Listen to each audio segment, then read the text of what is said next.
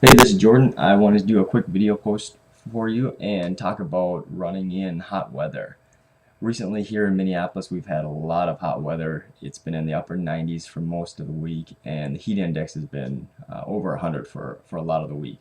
And I just want to talk to you about a couple of things you need to be concerned with as far as getting out and trying to do a workout in this type of temperature or even having a race. Couple things you need to really be mindful of when you are going to do a workout or a race in this type of heat is dehydration is the number one thing. Also, hyponatremia.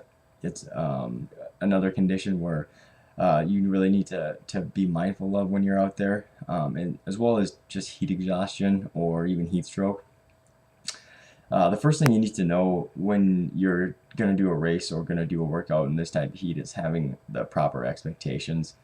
There's a general rule out there that every 10 degrees above 55 degrees Fahrenheit, you you can expect about a 2% drop in performance, and that's a pretty loose term or a loose figure, and it basically just outlines the fact that the hotter it is, the more the body really has to work to keep it cool and to maintain its performance. So when it's up in the upper 90s or even 100, like it's been here, you can definitely tell there's going to be a significant drop or a noticeable drop in your performance just from the heat alone. What you need to do, as far as maintaining hydration when you're out there and in the heat is be drinking a lot of fluids. I generally take something with me to carry some fluids with me. I usually use one of these handhelds. This is one by Nathan that works pretty well. They hold about 20 ounces of fluid and even have a little pocket up in front here, which is kind of nice. You can put some gels and whatnot in. You really need to be drinking a lot of water, but also a lot of sports drinks to help maintain that electrolyte balance in you. Another way you can do that is with products like these are shot blocks, and this is a shot block by Cliff, and they're basically a gel in kind of like a gummy form. They're actually a little more palatable as far as taste wise, but you have to actually chew them. So if it's really hot out and you have kind of that dry mouth and you don't want to be chewing on and eating stuff, it's not maybe the best product.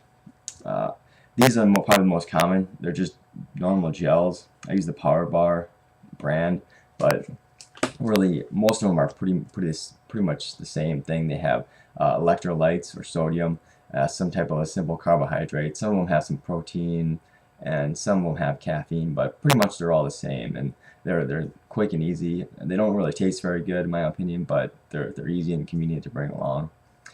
Another thing that I've been actually using this year for a lot of my ultras and even some of just the longer runs is a cell tablet, and this is an S cap. And there's a couple brands that are out there.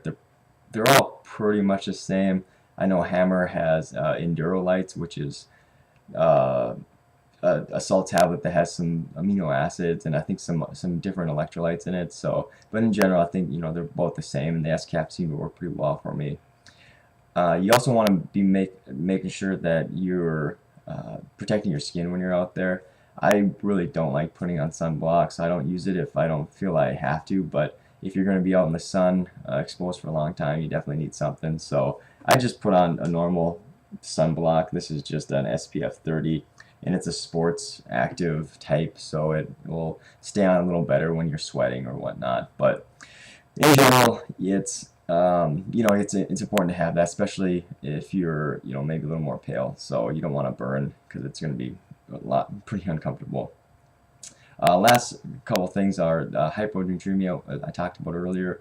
You is really well. It's a condition where you have an electrolyte imbalance, and you're basically sweating out a lot of the sodium in your body and in your fluids, and you'll have that imbalance from drinking too much water and not enough sports drinks or those gels or having those S caps to maintain that sodium or electrolytes. So you definitely want to be mindful of that. There's actually a bigger issue as far as deaths in marathons from that rather than dehydration. So you definitely want to be drinking a lot of water, but you want to make sure you're getting those electrolytes in there too.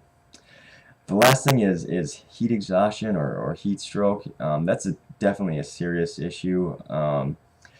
It's when it's this hot, up in the upper 90s or up in the hundreds.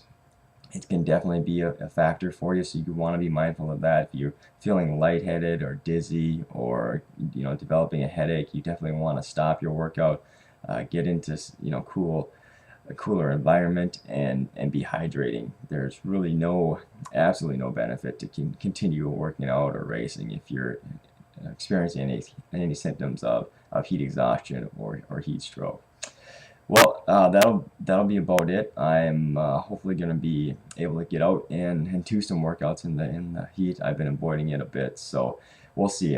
Hopefully that was helpful for you. And if you have any comments or if you have any other questions, I'd be happy to take a look at some things. I do a lot of reading on running and nutrition and everything, so I'd be happy to try to give you my take on any questions. So feel free to comment or ask questions below.